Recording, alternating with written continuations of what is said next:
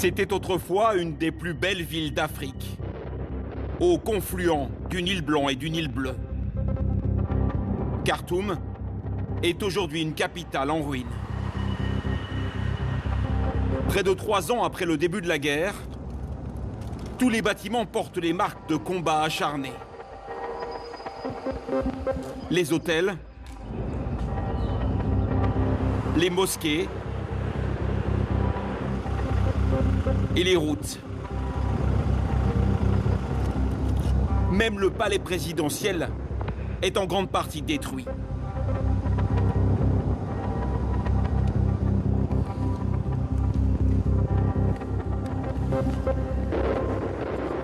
Il nous a fallu 1 an pour recevoir les autorisations nécessaires pour entrer dans la ville. Dans notre véhicule, un militaire de l'armée soudanaise nous accompagne en permanence et surveille nos moindres faits et gestes. Nous sommes censés ne filmer que lorsqu'il nous y autorise. La capitale est aujourd'hui contrôlée par l'armée régulière, dirigée par le général Al-Burhan, qu'il a reprise il y a quelques mois aux paramilitaires du général Hemeti.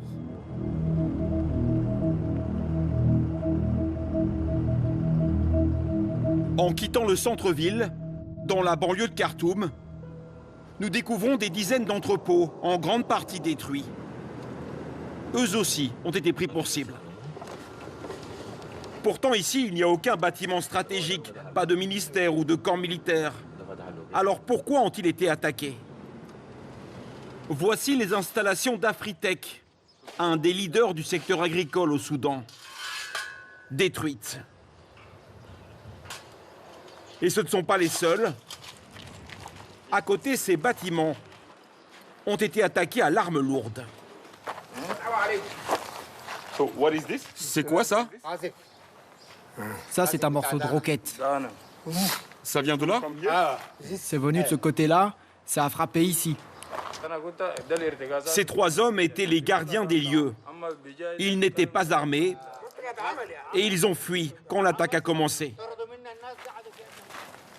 Et voici ce qu'ils gardaient dans ces entrepôts, ou plutôt ce qu'il en reste. De la gomme arabique, réduite en poussière. Voilà tout ce que j'ai pu retrouver de notre stock de gomme. Tout était ici. Et il ne reste que ça.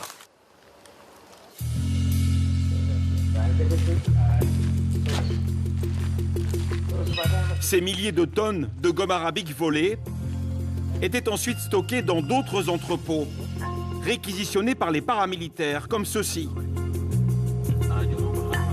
C'est là qu'ont transité les 350 tonnes volées à l'entreprise d'Emad Awad, le directeur adjoint de la production de Nopec, un autre leader de la gomme arabique au Soudan.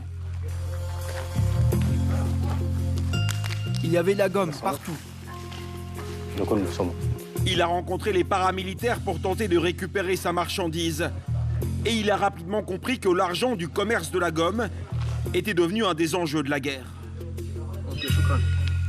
Ce que les paramilitaires me disaient toujours, c'est que si cette gomme est exportée, alors nos ennemis du gouvernement vont gagner des dollars avec ça.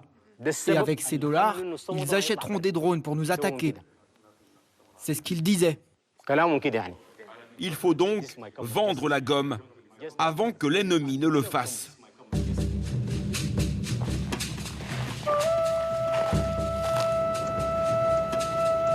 Le destin de cette gomme arabique si convoitée commence à plusieurs centaines de kilomètres de la capitale. Dans ces zones rurales de l'ouest et du sud du Soudan, où l'on trouve des acacias sur des millions d'hectares. Car la gomme arabique, c'est en fait de la sève d'acacia séchée au soleil et récoltée par les paysans locaux. Vous voyez, cette boule est pure et naturelle. L'arbre est d'abord saigné pour faire sortir cette sève. La technique n'a pas évolué depuis des siècles. Il a bien plu cette année, donc la gomme va être bonne, car il y a beaucoup d'eau. La gomme arabique ne se forme que dans cette région du monde, le Sahel. À lui seul, le Soudan fournit 80% de la production mondiale. La tonne se négocie jusqu'à 5 000 €. Cette matière première, au cœur de la guerre soudanaise, vous semble loin de votre quotidien. Détrompez-vous. De la gomme arabique, vous en consommez, peut-être même tous les jours, sans le savoir. Dans votre frigo, beaucoup de yaourts en contiennent. Elle est utilisée comme épaississant. Dans votre salle de bain, c'est le mascara. La gomme arabique améliore son adhérence sur les cils. Et c'est loin d'être terminé. Dans les sodas, particulièrement les colas, elle permet de stabiliser les arômes. Vos enfants font de la peinture. La gomme arabique améliore sa texture. Et s'ils ont mal à la tête, il y en a aussi dans de nombreux médicaments et antidouleurs. Il y en a dans nos friandises, pour l'enrobage, certains chocolats, des crèmes dessert, dans les croquettes de nos animaux de compagnie. Et ça continue, dans certains vins blancs ou vins rouges, dans le Porto aussi. La liste est presque infinie. Mais si la gomme arabique est partout, son nom n'est presque jamais clairement indiqué sur la liste des ingrédients. Il est souvent simplement écrit agent d'enrobage E414 ou émulsifiant. Comme c'est un produit naturel, sans aucun risque pour la santé, elle passe inaperçue. Mais comment ce produit, si présent dans notre quotidien, alimente-t-il une guerre qui a déjà fait 150 000 morts et 14 millions de déplacés selon l'ONU? Les combats continuent depuis bientôt 3 ans. Les groupes armés se filment eux-mêmes pour servir leur propagande. Mais cette guerre coûte cher. Les deux camps cherchent des sources de financement. La gomme arabique leur permet de lever des fonds. Que ça soit dans l'ouest du pays, aujourd'hui aux mains des paramilitaires, ou dans l'est, sous le contrôle de l'armée régulière et de son général Al-Burhan. Le général a pris le pouvoir par la force et s'est proclamé président du pays. Il a déplacé la capitale ici, à Port-Soudan, une ville épargnée par la guerre. La ville est le seul grand port maritime du pays, ce qui permet à la junte militaire d'assurer un contrôle stratégique des exportations, y compris celle de gomme arabique. Yassir Abozaïd est le directeur commercial d'un exportateur de gomme. Vous voyez comme elle est propre? Vous allez voir la différence avec la gomme brute quand elle arrive. Dans ses entrepôts, il a réussi à se procurer des centaines de tonnes de marchandises, malgré la guerre. Les Français sont parmi les acheteurs les plus importants de la gomme soudanaise. Et pour pouvoir fournir toute cette gomme à leurs clients français, malgré la guerre, ces exportateurs doivent aujourd'hui payer le prix fort. Est-ce que le prix pour faire venir la gomme est plus élevé qu'avant la guerre? Ah oui, bien sûr, c'est beaucoup plus cher. Déjà, en termes de transport, les coûts sont très élevés. Et c'est aussi plus cher pour les papiers qu'il faut faire. Tu dois payer beaucoup pour le gouvernement. Des taxes? Oui, ce sont des frais, pas vraiment des taxes. Des frais par-ci, des frais par-là. C'est beaucoup d'argent. Et ça a augmenté de 40% environ. Et où va cet argent? Ah ça, personne ne le sait. Je n'en sais rien, désolé. Les militaires au pouvoir prélèvent donc leur dû sur les ventes de gomme arabique. Mais ils ne contrôlent pas tout. Dans l'ouest du pays, les principales zones de production sont aux mains des paramilitaires, leurs ennemis. Ces paramilitaires sont appelés forces de soutien rapide. Ce sont eux qui se filment ici. Ultra violents, Ils sont accusés d'avoir commis d'innombrables exactions selon des ONG. Meurtres de masse, viols. Et pour se financer, ils s'emparent des ressources du pays et rackettent citoyens et commerçants. Nous nous rendons dans la ville de Kosti, plaque tournante du commerce de la gomme arabique. Ici, il faut désormais travailler avec ces paramilitaires. C'est ce que font tous les grands revendeurs, comme cet homme, Omar Fadlal, trader dans la gomme arabique depuis 25 ans. Mais pour pouvoir continuer à fournir les Français malgré la guerre, Omar Fadlal dit avoir dû payer de très fortes sommes aux forces de soutien rapide pour pouvoir récupérer sa marchandise volée. Il y avait 4400 tonnes. Voici la photo de mon entrepôt. Et voici la production qui a été volée. Quand vous avez payé les paramilitaires, c'était du cash ou un virement bancaire? Du cash. Et quelquefois par la banque. Mais surtout du cash. C'était pour pouvoir récupérer notre marchandise et ne pas tout perdre. Pour gagner un peu d'argent, nous avons dû les payer. Pour emmener la marchandise. Il aurait payé 100 000 € pour cette cargaison. Et l'opération s'est répétée dans son entreprise et dans toutes les compagnies de gomme arabique qu'il connaît. Tout le monde a dû payer pour sortir la production. Si tu ne paies pas, tu ne passes pas. Et vous avez une idée, plus ou moins, quelles sommes ont été payées? Pour les forces de soutien rapide, pas moins de 50 millions de dollars. Au moins. 50 millions de dollars payés directement à ces groupes armés. Et ces sommes auraient été répercutées sur le prix de vente aux clients. Comme tout part en France, c'est sûr. Les deux grandes compagnies françaises achètent 80% de la production du Soudan. Et elles vont payer beaucoup à cause de tous les frais. Ils seront obligés de l'acheter même si la tonne grimpe à 10 000 $.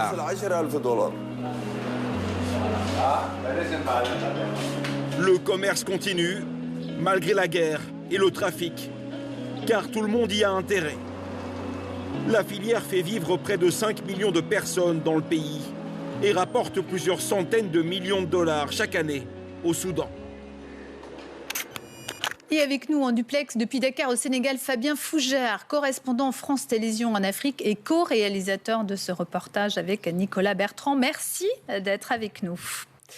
Et avec nous en plateau, Roland Marchal, sociologue, spécialiste de la Corne de l'Afrique, chercheur à la Fondation nationale des sciences politiques. C'est à Sciences Po Paris. Merci à vous d'avoir accepté notre invitation. Première question à vous, Fabien Fougère. On voit que ce tournage a été extrêmement encadré. Est-ce que ça a été difficile d'obtenir des autorisations pour filmer au Soudan? Et comment on gère sa sécurité quand on doit tourner des images dans un pays en guerre? Oui, alors avec Nicolas Bertrand, il nous a fallu plus d'1 an pour obtenir un visa presse pour aller au Soudan. Et une fois sur place, eh bien, dans chaque ville, dans chaque localité où nous nous rendions, eh bien, il nous fallait nous présenter aux autorités pour demander une nouvelle autorisation de tournage. À Khartoum, l'encadrement était encore plus strict puisque l'armée a imposé qu'un militaire nous accompagne pendant tout notre tournage. Il faut dire que la situation était et reste d'ailleurs très tendue à cause de la généralisation des attaques de drones sur des sites stratégiques. Et donc, dans ce contexte, sur ce genre de terrain sensible, eh bien, nous travaillons avec un fixeur. Un fixeur, eh bien, c'est un guide local qui fait office d'interprète, de facilitateur. Et puis, bien sûr, il est indispensable pour assurer notre sécurité. Alors, on va revenir vers vous, Fabien Fougère, mais une question pour Roland Marchal. Cette guerre entre les paramilitaires des FSR, qui sont fidèles au général Hemedti, et les forces armées soudanaises du général Al-Bourhan, eh bien, elle a débuté le 15 avril 2023. Elle a fait des centaines de milliers de morts et 13 millions de déplacés. On parle de la pire crise humanitaire actuelle et peu de médias en parlent. Pourquoi est-ce qu'on peut dire que c'est une guerre oubliée? Elle n'est pas oubliée. Mais ce n'est pas une guerre centrale, dans la mesure où aucune grande puissance internationale n'est réellement impliquée. Et également dans le fait que, et on le voit depuis 3 ans, le déroulement de cette guerre, malgré l'ampleur des victimes et des destructions, finalement reste cantonné à l'intérieur du Soudan. Donc le reste du monde peut vivre finalement relativement intouché par ce conflit, d'où le fait qu'on s'en préoccupe après Gaza, après l'Ukraine, après l'Iran et si on a le temps. C'est aussi que les parties prenantes, pour ne citer qu'elles, l'Égypte, la Turquie, les Émirats arabes unis, sont aussi des alliés des grandes puissances occidentales. C'est aussi un conflit qui peut durer avec cette intensité parce que des deux côtés, il y a des grandes puissances de la région, des grandes puissances régionales qui contribuent à l'alimentation en matériel sophistiqué, en financement. Et évidemment, les États occidentaux qui ont besoin d'équilibrer leur balance de paiement ou qui ont besoin de la participation de ces États à d'autres initiatives diplomatiques comme le règlement éventuel de la crise de Gaza, évitent de froisser les diplomaties de ces pays. Et donc, on laisse faire en attendant un jour meilleur. Fabien Fougère, justement, est-ce que vous avez été marqué par l'ampleur des destructions ? Oui, avec Nicolas Bertrand, nous allons régulièrement en reportage dans des pays en guerre, mais je dois dire que lorsque nous sommes entrés dans Khartoum, eh bien, nous avons été scotchés par l'ampleur des destructions. Quasiment chaque pièce, chaque appartement, chaque bâtiment de cette ville a été détruit méthodiquement par les paramilitaires des forces de soutien rapide. Seulement quelques quartiers ont été épargnés. Alors les mosquées, les hôpitaux, l'université de Khartoum ont été mises à sac.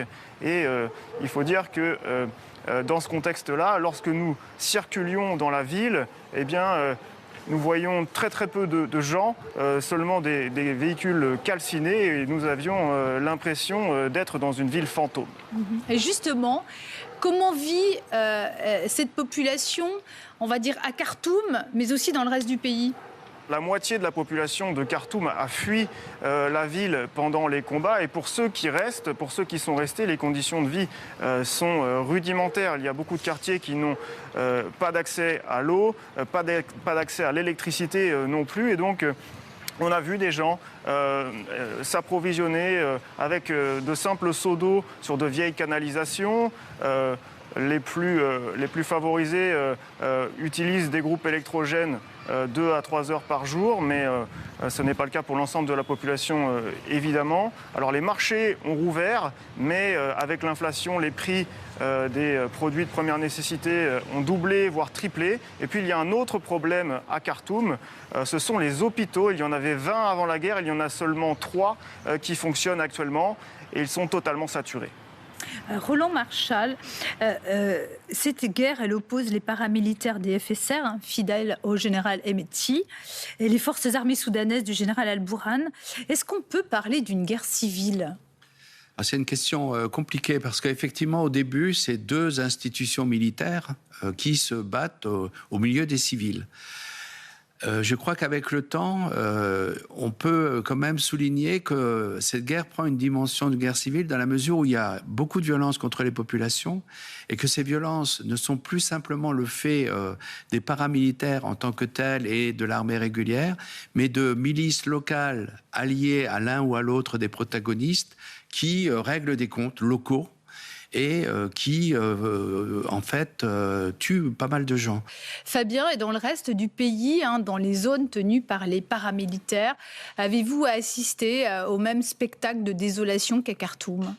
Oui, après Khartoum, justement, nous avons pris la route du centre du pays pour se diriger dans la région du Kordofan, où se situe la ligne de front et où est produite la majorité de la gomme arabique soudanaise. Et sur la route, ce qui nous a frappé, eh bien, ça a été de voir des camions détruits régulièrement, des camions calcinés en bord de route. Ces camions, eh bien, ils ont été visés par des drones des paramilitaires, des forces de soutien rapide. Ces drones, ils sont fournis par les Émirats arabes unis qui les soutiennent. Et donc, ce que les FSR, les forces de soutien rapide, cherchent à faire en faisant cela, eh bien, c'est tout simplement d'asphyxier économiquement cette région du Kordofan pour essayer d'en prendre le contrôle total. Ces paramilitaires, ils sont accusés par des ONG de nombreuses exactions, de viols, de meurtres de masse. Et pour se financer, eh bien, ils s'emparent de la gomme arabique. Dans l'intégralité de votre enquête, Fabien, on voit finalement que les géants de l'agroalimentaire, notamment 2 entreprises françaises qui sont les leaders mondiaux en transformation de gomme arabique, ferment les yeux ou en tout cas ne peuvent pas tracer la provenance de cette gomme arabique et même si elle finance ou pas cette guerre. Est-ce que vous avez pu obtenir des réponses de ces sociétés ? Ces entreprises, eh bien, nous avons pu en fait sur le terrain rencontrer leurs fournisseurs. Qu'est-ce qu'ils nous disent, ces fournisseurs ? Eh bien, ils nous disent d'une part que les frais de transport ont augmenté puisque des frais de transport sont imposés par l'administration du général Al-Bourhan. Et d'autre part, ils nous disent qu'ils doivent également payer régulièrement les forces de soutien rapide du général Hemeti qui leur impose de payer pour laisser passer leur cargaison. Et donc ces fournisseurs, eh bien, ils répercutent ces coûts supplémentaires sur leurs clients français qui, indirectement, financent cette guerre. Alors, nous avons essayé d'obtenir des réponses auprès de Nexira et Alain et Robert pendant des mois et des mois. Nous leur avons adressé des demandes d'interview qui sont restées sans suite. Alors, nous sommes invités à un salon de l'agroalimentaire à Paris où ils étaient présents pour tenter d'obtenir des réponses. Et sur place, eh bien, ils étaient très mal à l'aise parce qu'ils n'ont pas réellement de réponse à apporter. Alors, bien sûr, ils communiquent sur le fait qu'ils travaillent à la transformation, ils travaillent à la transparence, de leur chaîne d'approvisionnement. Mais dans les faits, il est véritablement difficile, quasiment impossible, de certifier la traçabilité de la gomme arabique au Soudan. Roland Marchal, est-ce qu'une partition du pays pourrait régler le conflit ? La partition du pays, elle est de fait. Aucun des dirigeants dans les 2 camps ne la désire. Elle n'a pas de sens d'un point de vue économique, on le voit d'ailleurs avec ce reportage. Elle n'a pas plus de sens d'un point de vue humain, puisque les populations sont extraordinairement mobiles et on a besoin des Darfouriens à Khartoum et dans la Gézira, c'est-à-dire dans le Nil Blanc vers l'est. Donc ça n'a pas grand sens. Par contre, ce qui est vrai, c'est que dans la guerre, cette partition, elle tend à se formaliser, que ça, c'est pas une bonne nouvelle pour la reconstruction de la paix et la reconstruction du pays. Roland Marchal, on a souvent tendance à dire qu'une guerre, elle est déclarée pour l'accès à la mer, pour l'accès aux matières premières ou aux fonciers. Là, en l'occurrence, on a compris que l'une des sources de financement de cette guerre, c'est la gomme arabique. Mais quel est le but de cette guerre ? C'est réellement le pouvoir à Khartoum. Je crois le pouvoir à Khartoum, et c'est aussi, si vous voulez, la capacité à la fois de rompre avec ce qui s'est passé pendant 30 ans, le pouvoir des islamistes, qui existe encore, qui pèse, dont l'influence s'exerce aussi sur les forces armées régulières, et peut-être l'accession de nouvelles élites qui sont plutôt originaires des régions périphériques. Est-ce que c'est suffisant comme projet pour garantir la paix et la reconstruction ? On peut en douter. Mais très certainement, c'est un des enjeux à l'heure actuelle de ce conflit. Justement, la paix, il y a eu des plans de médiation, des conférences. Est-ce qu'un jour, le Soudan sera en paix et quand ? La communauté internationale a joué un rôle important et plutôt positif, il faut le dire, en 2019, 2020, 2021. Y compris au moment du coup d'État où des pressions très fortes ont été exercées sur les forces armées pour un retour du pouvoir aux civils.